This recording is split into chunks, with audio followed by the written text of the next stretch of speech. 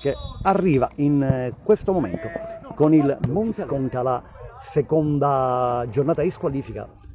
dopo la scorsa stagione al Camerata. Poi Maniscalchi, spalla alla porta,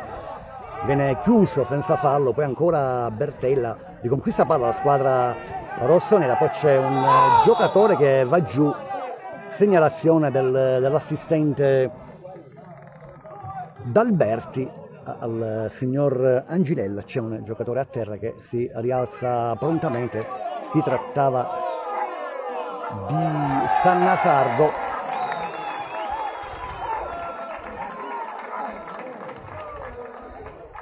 Strisce laterali rossonera, palla lunga a cercare Dembélé, entra in area, la conclusione pericolosissima da parte del numero 7 Colicchia e Chimento. Fischia l'arbitro, parte Maniscalchi, palla in area, tanti saltano ma respinge la difesa, poi prova a uscire,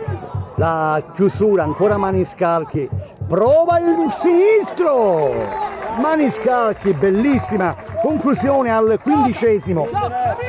da solo però Trentacoste, viene poi chiuso da un nuvolo di avversari, riparte velocemente la squadra di Boncore, attenzione a questa iniziativa e ancora l'intervento prodigioso da parte di Chimento al minuto 24, pericoloso qui Barbara. Altro intervento, il secondo,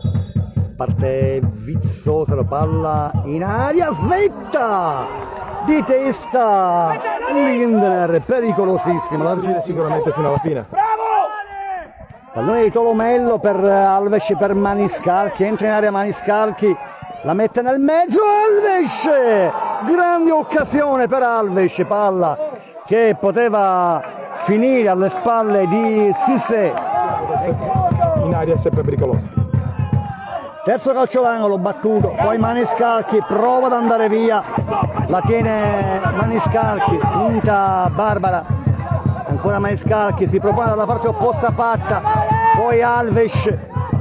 titolo brasiliano, il tentativo, la parata da parte di Cissé e contropiede davvero micidiale da parte del Monterrey che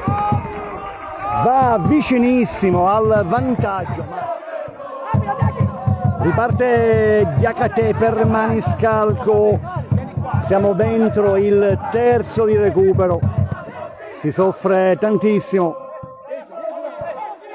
Maniscalco, Diakate, il cross di Diakate, palla in aria, pericolosa, Tolomello salva il pallone, esce